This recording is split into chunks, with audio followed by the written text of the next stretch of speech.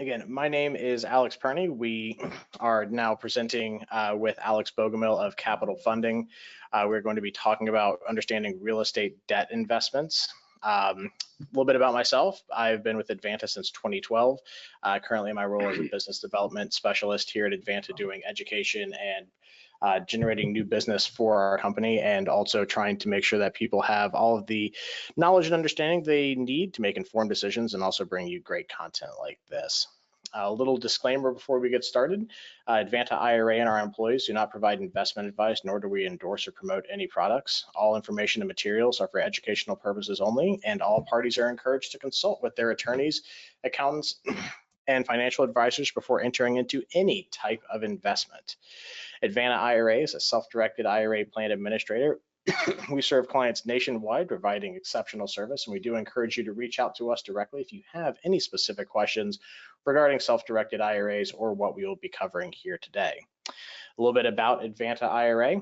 We have over 20 years of industry experience. We have a great, highly motivated and educated staff with many decades, if not over hundreds of years of combined experience in the self-directed and non-traditional realm.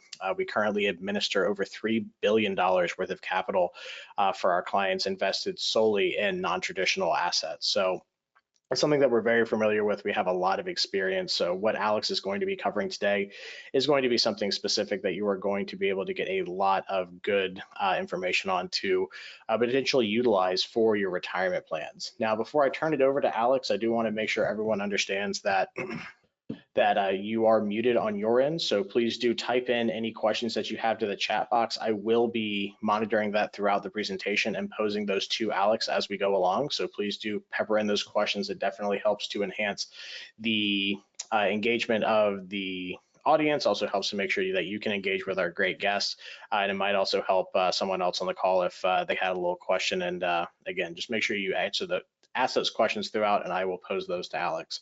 With that said, I want to go ahead and turn it over. Alex, thank you very much for being with us today. You know, the most valuable asset we all have is our time, and I really appreciate you taking some of yours to be with us today. So with that said, I'll go ahead and turn it over to you to go through your presentation. All right, thank you, Alex. I appreciate the opportunity to present to everybody and kind of give them a little introduction to real estate debt investments, kind of what the different type of investments are out there. Maybe they have questions about what debt is. Everyone seems to be familiar with equity investments like stock. Not as many people understand debt investments and what they are and what the opportunities are. So we'll give them a nice introduction to that and give them the ability to kind of walk through maybe like a case study talking about a mortgage fund and see how it operates as well. So let's just jump in. And first, I just want to, like you did, give everyone a brief introduction to myself. My name is Alex Bogumil. I'm the owner and operator of Capital Fundings. We are a private money lender here in Central Florida.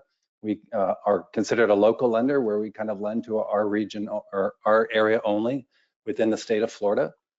We also have, since 2023, started a Capital Fundings Mortgage Fund 1, which is just a separate vehicle to raise capital and to continue making loans. The loans we make are to real estate investors that are typically in the 1 to 4 unit single family distressed real estate properties. So these are properties that investors are coming in to buy that are distressed.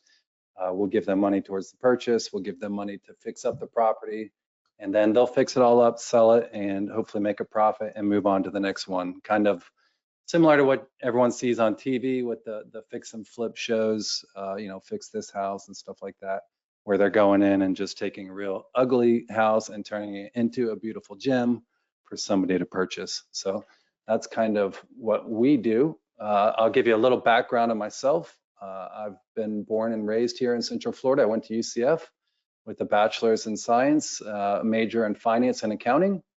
I've had a lot of exposure over the last 25 years in the market. Professionally, I've had my Series 7 as a trader for Charles Schwab. I've had opportunities to work with real estate investment trusts here in Orlando with CNL American Properties Fund. And then I moved out to California to work for Deutsche Bank as part of their mortgage-backed security team. And then after that, I went on to WFS Financial, which is one of the largest independent auto finance companies, and did securitization for them, which is another form of a debt investment. So kind of a broad range of real estate, equity, and debt experience there. So after all that, I decided I do not like the corporate world and kind of wanted to do my own thing. And that's when I jumped into real estate. I had a lot of friends that were doing really well and kind of followed their path. And that took me to get my realtor's license, where I was a wholesaler of investment properties. And that was kind of my initial exposure into the investment world. As there, we were buying and selling properties through multiple different avenues. Probably had about 350, 400 transactions in the several years that I had done that. And then along the way, I also was an investor myself. So any deals that I liked, I would pick up and buy, renovate them, and resell them as well. So that gave me a lot of firsthand experience and really helped my background, build my background of knowledge in the investment world to help me out with the lending, which I eventually stepped into. So around 2014, I jumped in and started my own business, Capital Fundings LLC. And as I just previously stated, we were a lender, and we've been lending ever since. And then 2023, I became a fund manager as well for Capital Fundings Mortgage Fund 1. And like I said, that was a separate vehicle where we actually raise capital and make monthly distributions to our investors. And that's the case study I'll jump into so you guys can have an understanding of what a private mortgage fund looks like and the opportunities it presents. So from there, since 2014, just to give you kind of the extent that I've worked with through my company, I've made over almost 1,200 loans totaling $213 million, all with zero losses and zero foreclosures. So we've done a really, really good job of servicing our clients, but also servicing our investors to make sure that their investment in Capital Fundings or Capital Fundings Mortgage Fund 1 is safe, which is priority number one to us. All right, so that's a little bit about myself. I appreciate you guys listening. Let's just jump in and start talking about real estate debt investments. Like I said, everybody is familiar with equity investments. Equity investments, usually you have ownership in whether it's property, a stock, whatever it may be, but you're an actual whole or partial owner in that investment. Well, debt is a little bit different. Debt, you're actually lending money to the owners, and in real estate, you're lending money to real estate or to the owners that's secured by real estate. So you actually have collateral backing your debt that you're making. So it's a little bit different of a scenario compared to traditionally what everyone's familiar with. So the debt investments, differentiation, debt investments generate interest income for their investors, whereas equity investments can generate gains or losses through appreciation or a loss. So typically when you lend money as a debt investment, you're going to get that monthly interest payment or periodical interest payment. So that's what you collect as an investor. As a stockholder, you're investing in a stock. If it goes up, you make money. If it goes down, you lose money. Very rarely, and these days, is there that dividend or fixed income portion. All right, so let's just, I'm not sure, what the extent of knowledge is on the call. So let's just go over a few terms so everyone has an idea of some important real estate debt investment terms. So we've got the borrowers. This is individuals or legal entities that need financing typically for the purchase of their real estate. In a debt investment, you're lending money to the borrowers. So we've got our lenders. Lenders can be banks, that can be private lenders like ourselves, institutional investors where they're, capital or they're on, Wall Street and stuff like that. And they can also be private. When I say private lenders, that could be a private company that's not publicly traded, but it also could be an individual. A lot of individuals are out there making loans directly to investors. If a investor says, I've got this opportunity, will you lend me a certain percentage of the purchase of it? They may do that. So, if your investor lives next door and you've got some money, you may lend money to them because you're comfortable with that person. So that's another example. So we've got debt funds, and debt funds is kind of what Capital Funding's Mortgage Fund 1 is, but it's a pool of capital from multiple investors looking for a return on their investment. So imagine a mutual fund. It's going to be similar to that, but just with debt, with loans involved in it. Instead of a mutual fund or maybe a hedge fund that owns individual stocks, a debt fund is going to own individual loans. So you can pool that group of loans together, share in losses, share in income, and kind of spread it out to reduce your risk. And it also makes debt instruments accessible through debt funds. So we've got loan servicers. Loan servicers are typically a company that's going to kind of manage the loan. Everyone should be familiar with this. If you own a house, you get a mortgage statement and payment requests and stuff from a third party typically that's not the lender. So you've got loan servicers. They're going to collect the payments. They're going to interact with the borrowers and then handle payoffs and stuff like that. So how do debt investments work? Pretty simple. A lender makes a loan to a borrower that is secured by real estate through a mortgage. Typically, that mortgage is going to be recorded in a county website to show that there's proof of the mortgage, and that creates a lien position. Now, debt compared to equity, debt takes a priority in repayment over equity. So debt would get paid back first in the event of a sale of a property. Versus equity, as an owner, you're the last one to get paid. If there's a profit, you make money. If there's not, you lose money. So debt will get paid off first. So the borrower, once, similar to a house or car payment, you're just making your interest payment to the lender over the term of the loan. If the borrower stops paying or defaults, the lender has a claim on the real estate. So if you go through a foreclosure process, if payments aren't being made to the lender, you can actually take that collateral back. It's a little bit of a lengthy process. It usually involves attorneys and there's cost to it, but you do have collateral waiting there for you if you're a debt investor. So when the loan's satisfied, the borrower pays off the loan, or if it doesn't satisfy, there will eventually be a foreclosure event. And so that's how you get your funds back. All right, so let's take a look at the types of real estate debt investments. So first off, and this is one we're very familiar with, mortgage loans. These are residential, commercial lenders can provide funds for the purchase or the renovations of the property. And this could be, like I said before, it could be an individual making a loan to another individual. It could be a company making a loan to a company or to an individual. It can be multiple different ways that you can make the mortgage loan. The one thing you do have to be careful, if you are an individual making loans to other individuals, if depending on what state you're in, you could be classified as a lender and require licensing. So that's one thing where we've seen people in self-directed IRAs make loans to individuals for their investment property. And, technically in the state of Florida where we're at, you don't have to have your license, but there are states, California, New York, stuff like that, where you actually have to have a license. So if you can, I think it's maybe 3, if you do over 3 loans a year, you're considered a lender and you're required to get licensing. So just something to keep an eye out there. Mezzanine financing, if you're not familiar with that, it's a little more trickier. It's usually for loans that are on much larger projects like apartment buildings or commercial type buildings.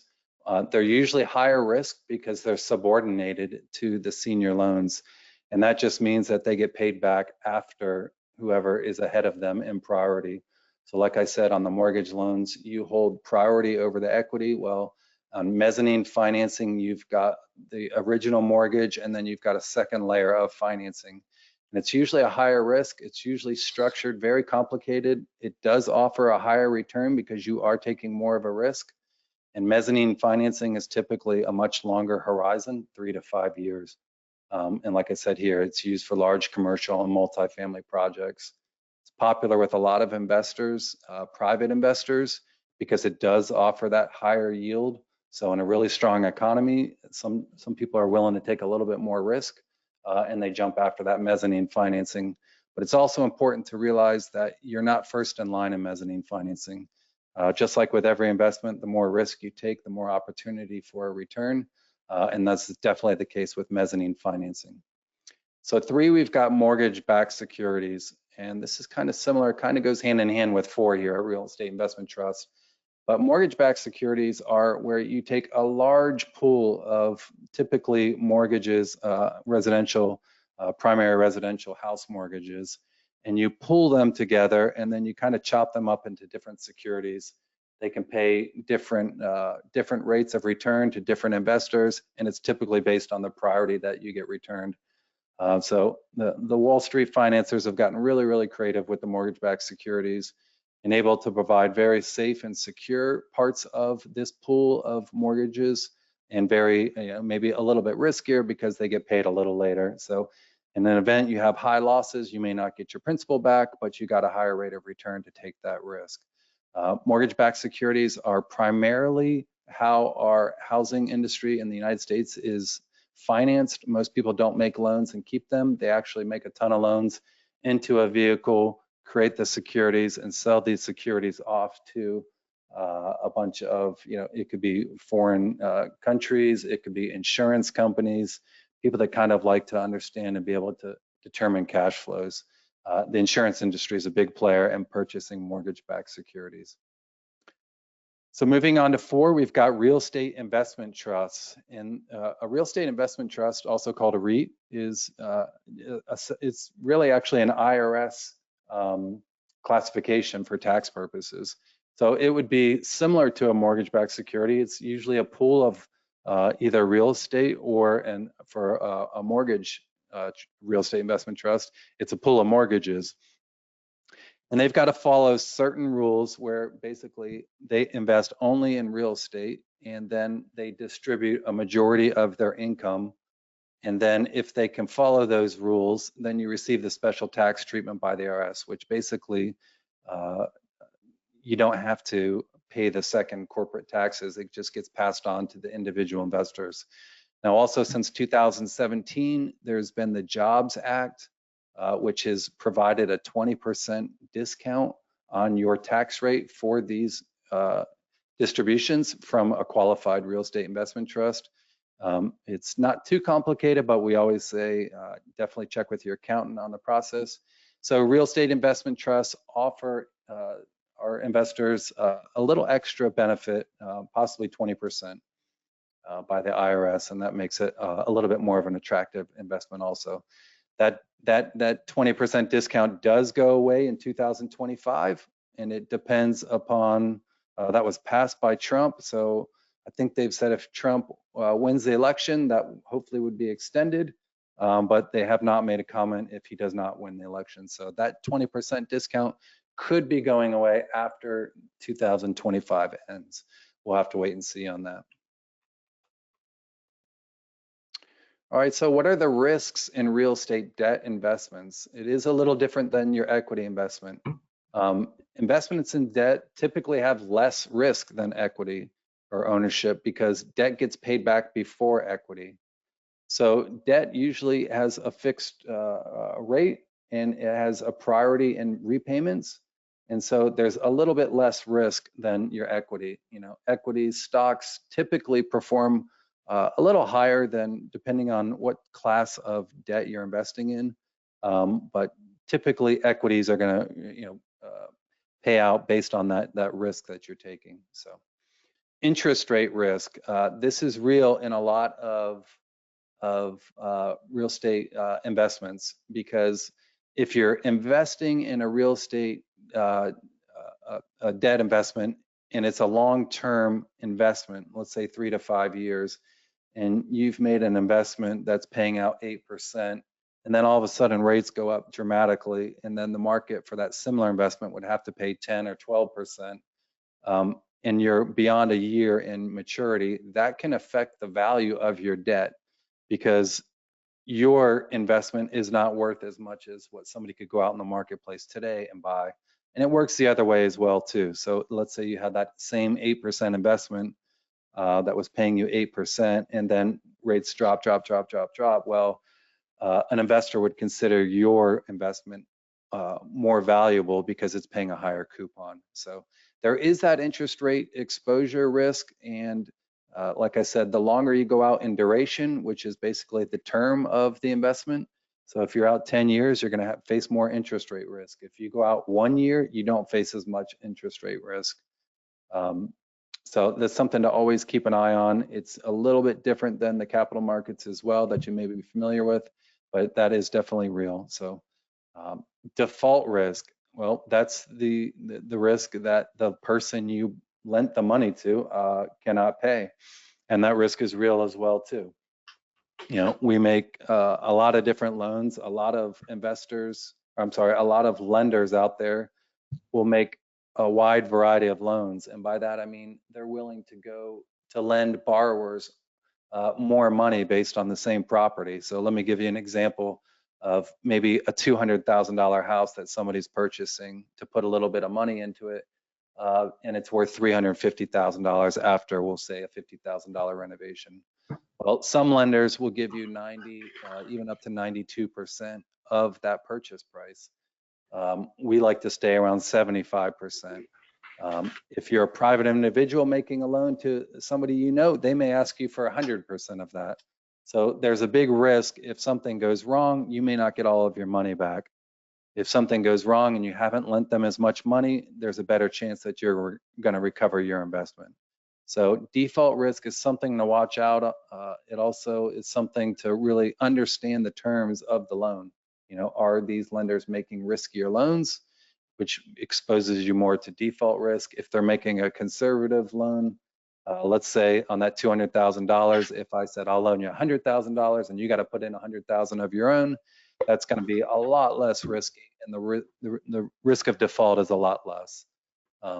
And then there's liquidity risk. You know, usually debt is less liquid than stock or equity. If you own stock, typically you can trade it very easily, as we all know. If you own debt, if you go make a loan to your neighbor for an investment property that he's making, he probably can't repay that until he sells his property. So that is a liquidity risk. And then obviously, if the property is out there too long, the real estate market could change, or markets in general could change, and you're faced with a different, a different market as to what you were actually making your investment into. So the liquidity risk is something that's real as well. So these are all very important risks that are associated with debt, more so than capital or equity investments. All right, so let's look at some of the advantages of real estate debt. They're predictable cash flows. You know going into it, I'm going to make you this loan at 9, 10, 11, 12%.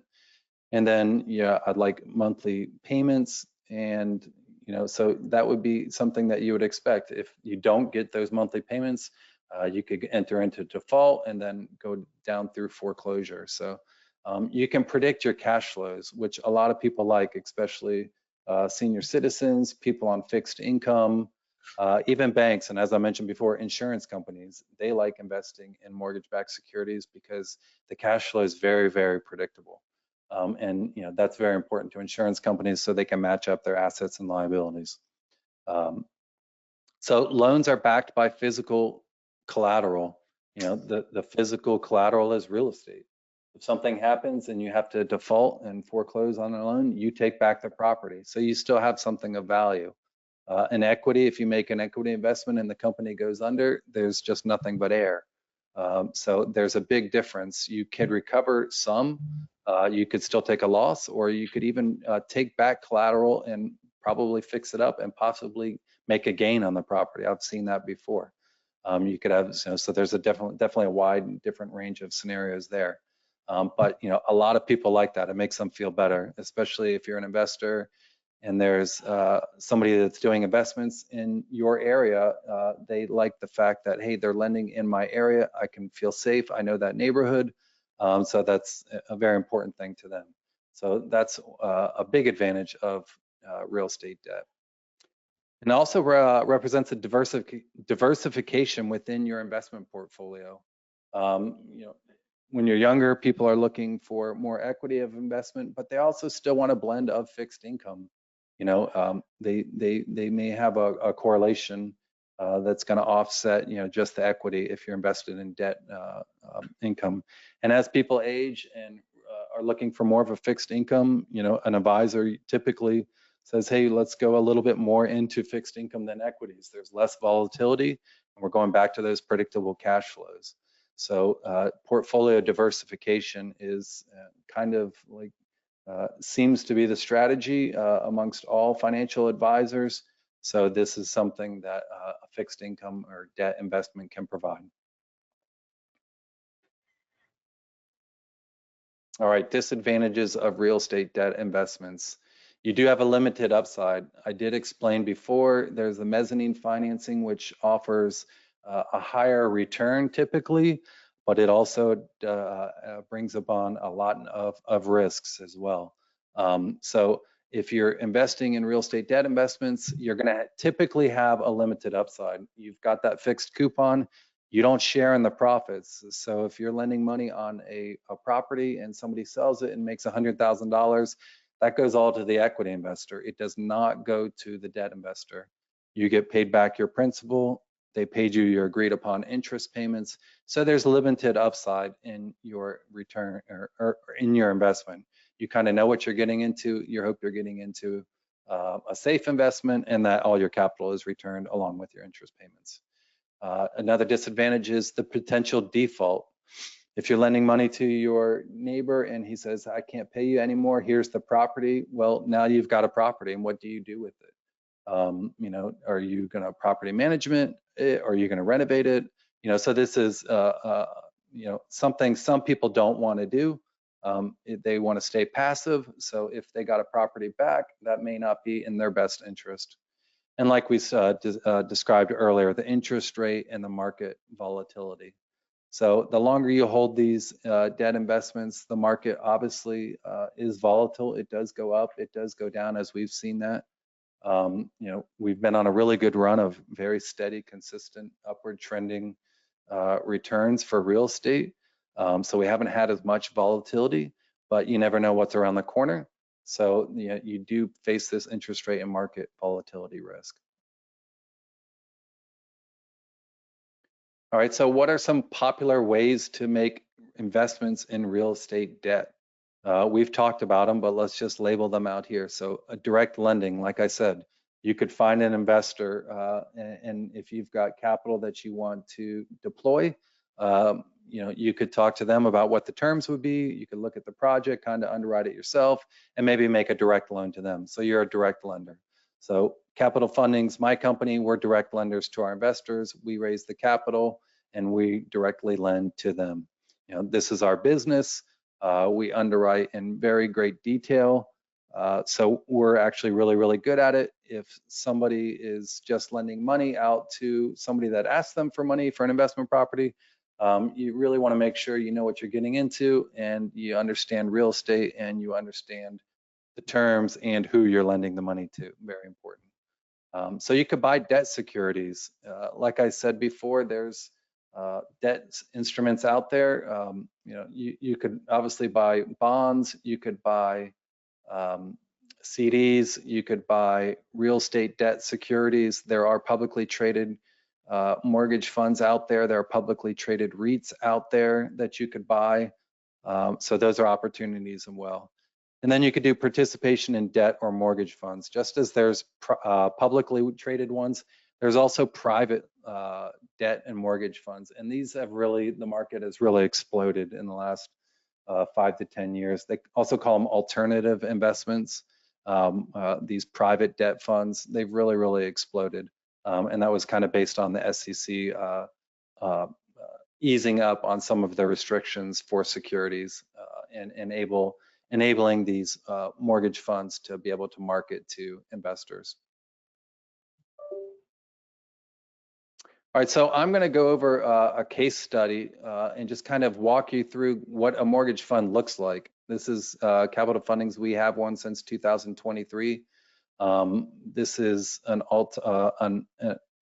alternative investment opportunity that's out there. There's many, many out there that people invest with their money.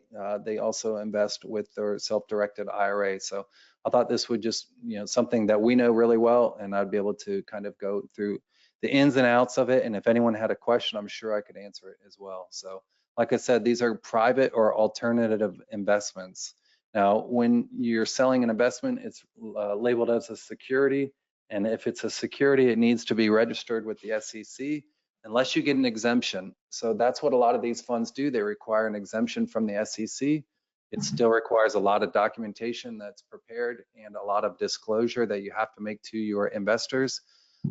Typically, depending on how you market these funds, these mortgage funds, you're usually going to market them to accredited investors. And accredited investors are going to be individuals that make over $200,000 for the last 2 years, or jointly make $300,000 for the last 2 years, or they meet the status by having $1 million in net worth, excluding their primary residence. So that will qualify you as an accredited investor. Now, you don't have to be an accredited investor. There are funds out there that aren't allowed to market to investors. You have to be very careful. So it's kind of, if you're not an accredited investor, how you stumble upon it, they're not typically allowed to market these funds. So, those are a little bit different of a world. But accredited investor, the SEC basically has said, we're going to give you an exemption because we think that you understand the investment that you're getting into based on the money or the capital or the net worth that you've accumulated, that you understand what you're getting into. Doesn't mean there's still, like I said, a lot of disclosure to go on still. So in these private mortgage funds, a fund manager like myself goes out and raises capital from individuals, family offices, entities, whoever it may be, but they raise capital and then they're going to start making mortgage loans. So in our case, we're making the same loans to the same borrowers. We're just doing it in a different entity, this mortgage fund. So typically it's business as usual. It's just putting it into a separate fund. And so this fund is now, as you raise money and as you make loans, you accumulate a pool of real estate mortgages. So if you're an investor into this private mortgage fund, you're going to own a share of this pool of real estate mortgages. You actually end up owning equity in the real estate mortgages. So it's kind of funny. You become an equity investor in debt mortgages. So investors then are going to receive a periodic distribution from their capital investment into the fund. And this could be a wide range. I know a lot of funds that do semi-annual distributions. Our fund does a monthly distribution. If you're investing in one of these mezzanine funds that I had talked about, or just a mezzanine investment, those are typically have a 3 to 5 year horizon. And you may not get any investment for 3 to 5 years, or it could be an annual investment. So they can all be structured differently. It really just depends on the fund that you're looking at. And then you're going to want to match that with your needs as well as an investor. So like I said, funds here are distributed by a defined payout. We pay out monthly for our fund. So losses, if there are losses, if you've got a pool of mortgage, real estate mortgages, over time you may have a loss. And those losses are allocated across the fund versus one investor. So if you're making one loan and you take a loss, you get to eat all of that loss.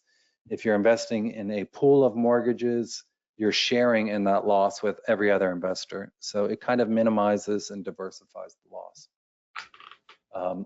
Typically, these funds require a lockout period. A lot of funds will want you to be an investor for 1 year before you make a request for any capital back. Our fund has a 6-month lockout period. So as soon as you invest in invest into the fund, we ask that the capital stays within it for 6 months.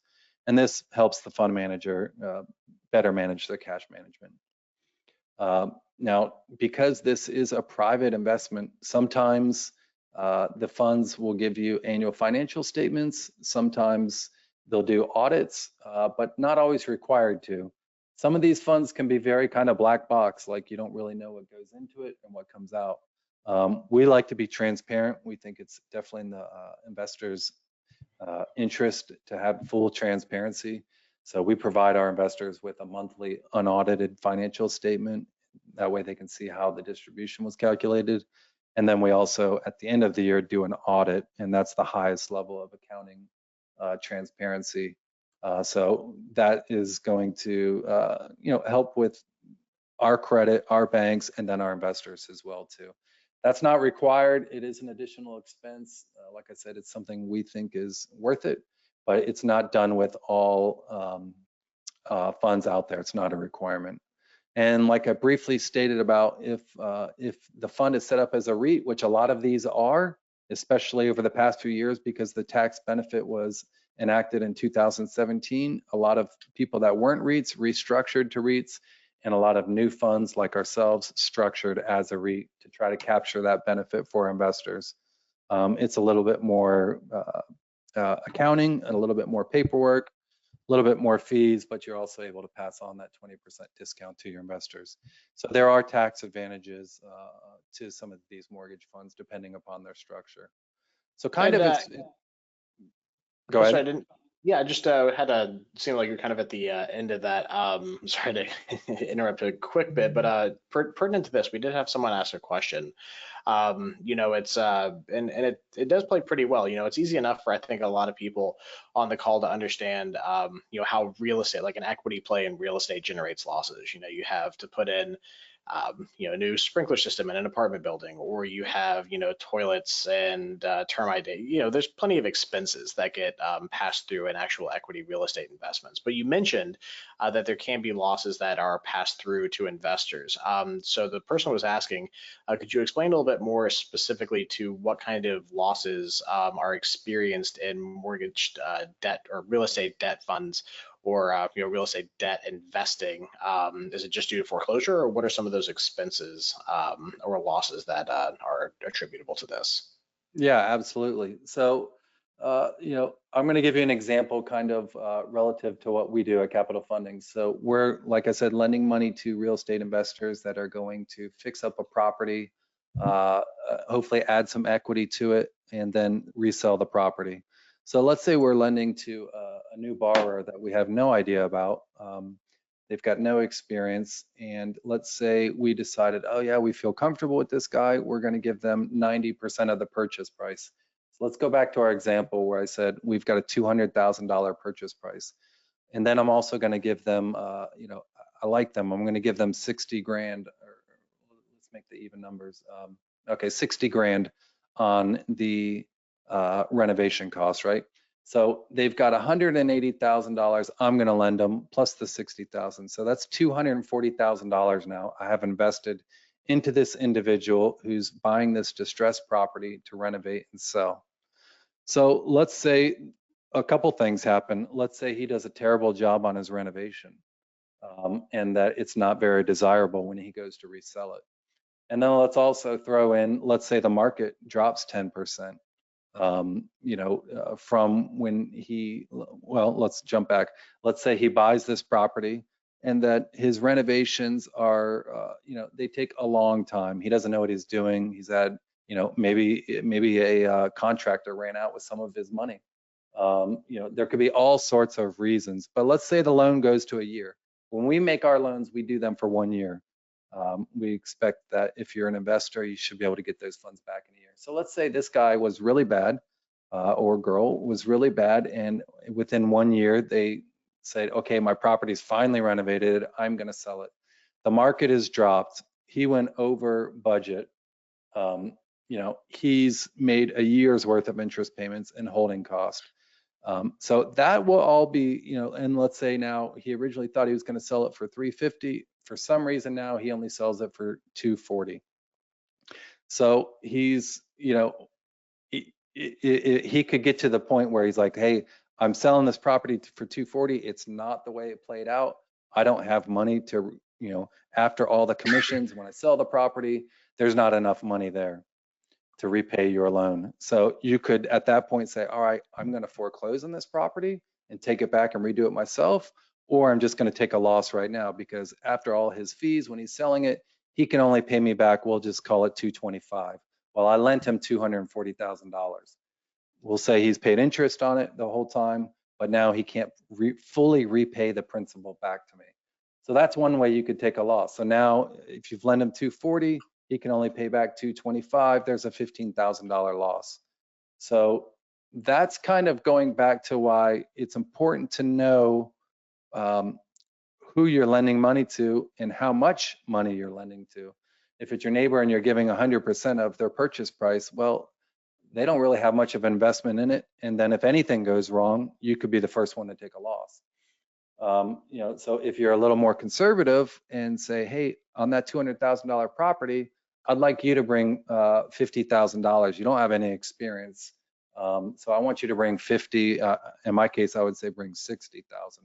So bring 60,000. So that $200,000 purchase is now 140 plus the renovation. You give them 60 grand. So now you've got a $200,000 investment.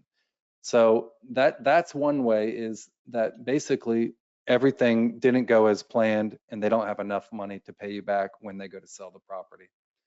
Or let's just say during the process, 8 months in, he says, I don't have enough, I can't keep paying the interest. I'm over budget. I didn't really have a lot of money when I came to the table to buy this. I gave it to you as a down payment. Now I'm out of capital and nobody else will lend me money on it. So I can't make my interest payments. If somebody can't make their interest payments, you say, all right, let's default on this property, and it could be a foreclosure at that point. The foreclosure process, depending on what state you're lending in, could take up to 12 months. So there's going to be losses there. And then you're also paying an attorney now to do this foreclosure. So there's going to be expenses there. So, all of that, if you're taking a property back, and then the market shifts, or something happened to the property that just it costs too much money to fix, and you just say, I'm just going to sell it as is. I'll let another investor, I'll let the market settle, kind of declare what it's worth, and I'm just going to sell it and take a loss. So basically, a loss on a real estate debt investment is going to happen if, when they go to sell the property, or you foreclose on it, you don't get enough proceeds to pay off the amount that you invested in that loan. Does that help answer? No, absolutely. I think that's a really great point, because, a lot of people think, specifically just to, hey, I lent some money, they don't repay me, that's when I'm, going to be in a position for a loss. But it doesn't always come down to that. There could be a good borrower, but the market changes. And if they go to sell the property and they're underwater on it, then, what do? Do you just accept a loss and kind of go through some type of, short sale type of agreement with them where it gets sold and you just take the loss? It's not always just a, failure to repay on a loan that creates loss. There's certainly plenty of things, or, someone that's making sporadic payments, or there's several different things, definitely not as many as you might see with an equity investment, which is nice. Not having to say, oh, well, we get in there and then there's a sinkhole. Now we're selling at a loss because we had to pin the foundation.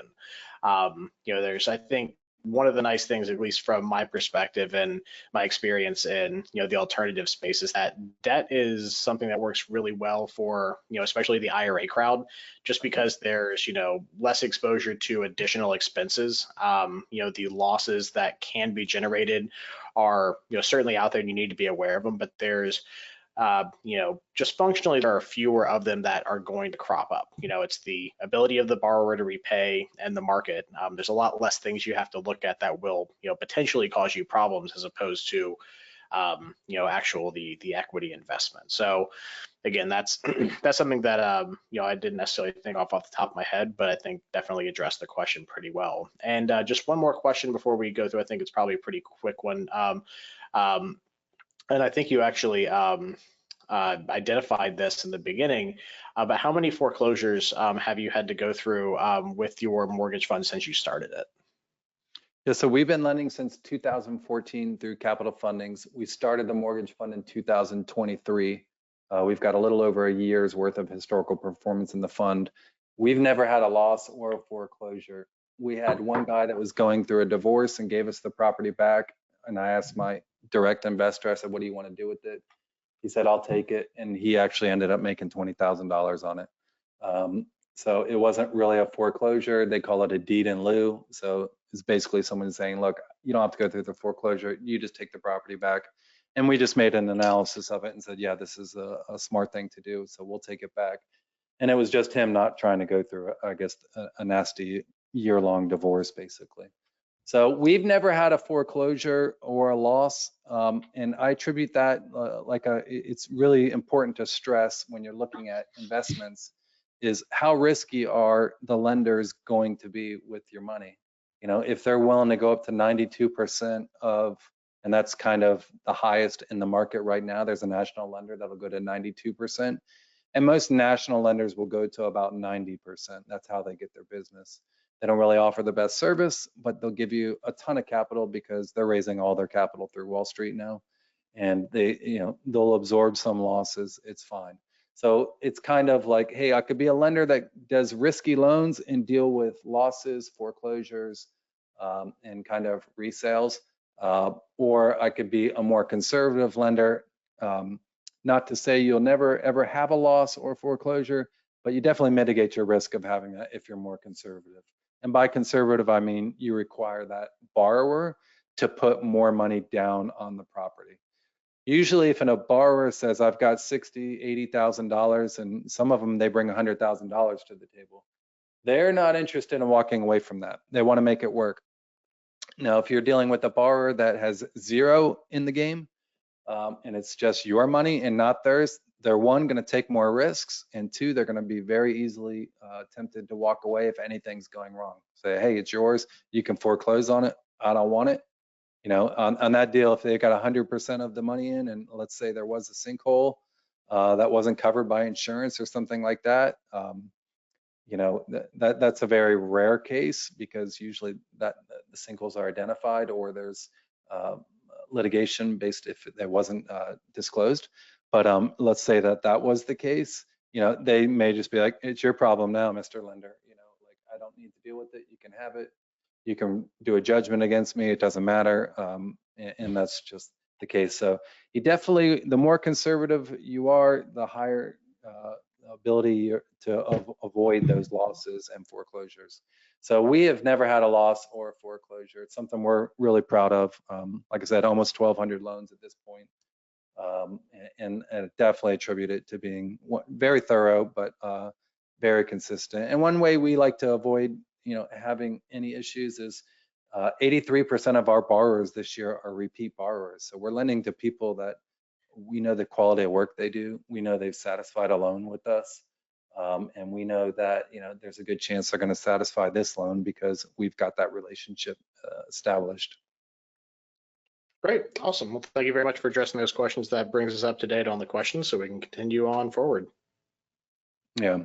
So if you have questions about how distributions work, like I said, all these mortgage funds are structured differently. But for us, an investor return is you pull in all the income into the fund each month, and we have a third-party CPA group. They're called fund advisors that manage this process and do all the accounting for us each month and the distribution calculation. So they pull in all the income, and that could be interest income from the loan, that could be origination income when you make the initial loan, that could be late fees, that could be extension fees, any sorts of fees. It all goes into the pot of income, right? If there's expenses for like accounting, you know, we actually pay our own accounting outside of the fund. We don't put it on our investors. But if there's expenses, you would then take the expenses out of the income. How we make our money is we have an asset management fee. It's 1.5% of assets under management. So we take that off the top. That pays our salaries, that pays our overhead.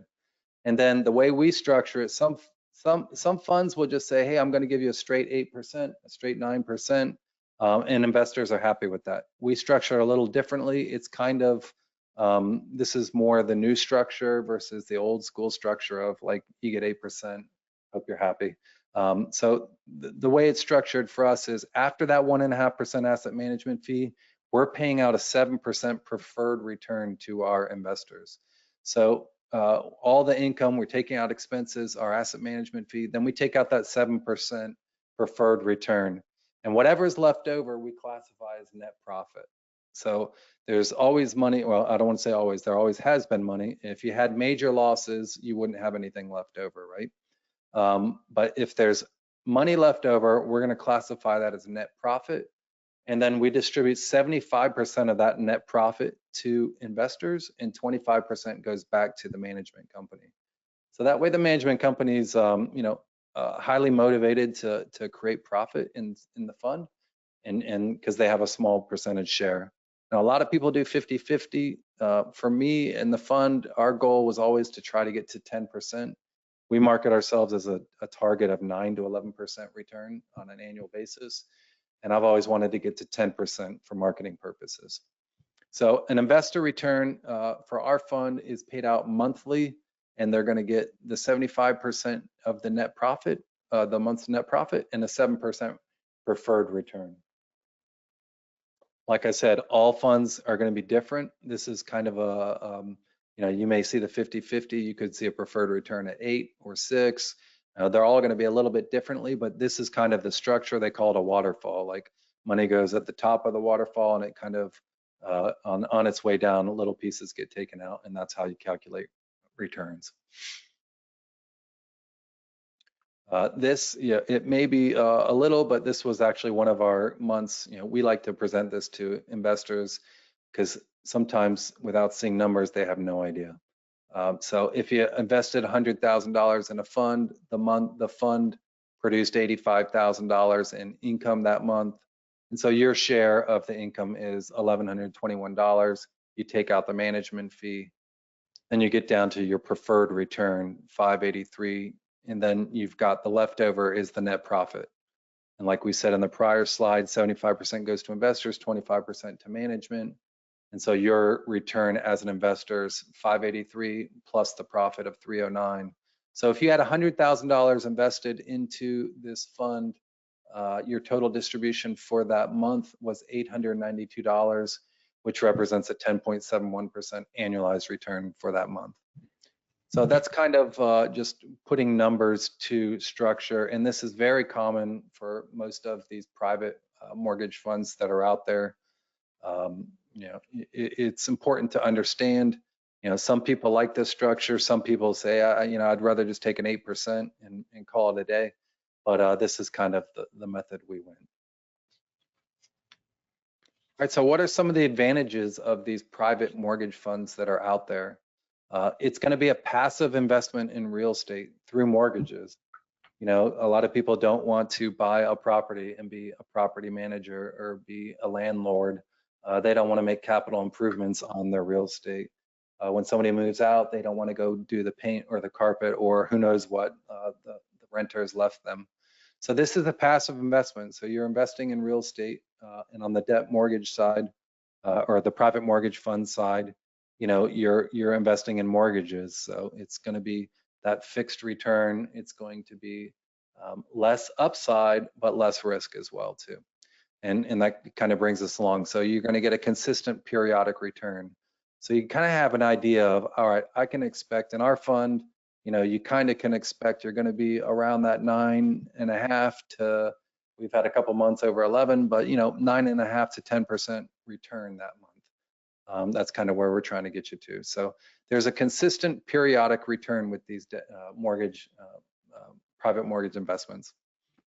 Your investment in debt reduces risk compared to equity. If you've got a portfolio of equities, this is going to be a good offset to help diversify, which reduces your volatility. So if you've got all your eggs in the stock market basket, and the stock market, which is starting to add a little volatility, becomes extremely volatile or downward trending, this may be correlated less to the stock market, and you won't lose money where you may in the stock market.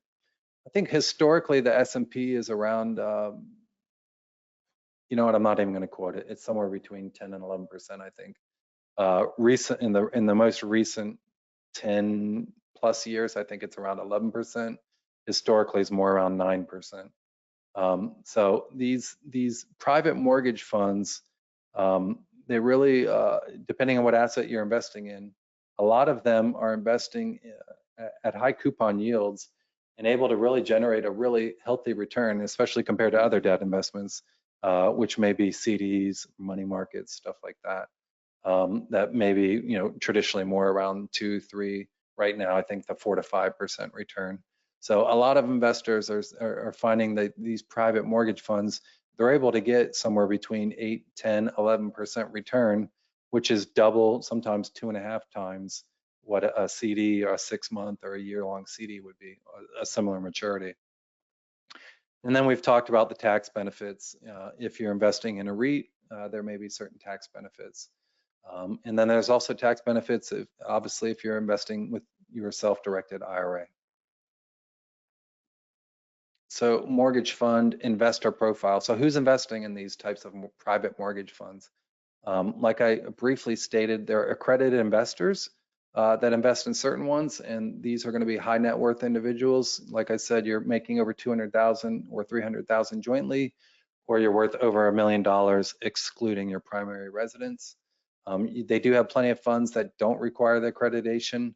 You just kind of have to go out there and find out what that fund is set up as. I know most of them, because you're able to market, if you only market to accredited investors, most of them are accredited investor type investors.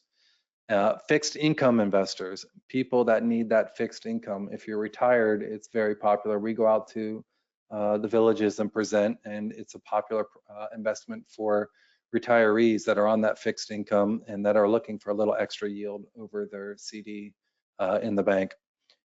Family offices invest in these private mortgage funds, and family offices, again, are just kind of family tied money that is grouped together, very large wealthy families, that there's some tax benefits to them as well if they do investments through their family offices, and they'll make investments into these as well. And then the retirement accounts, whether it's 401ks or the self-directed IRAs, they're big players in the private mortgage debt funds as well. All right, so that kind of comes to the end. I put my contact information up here. If anybody wants to jot it down, feel free to reach out to me if you have any questions about debt investments.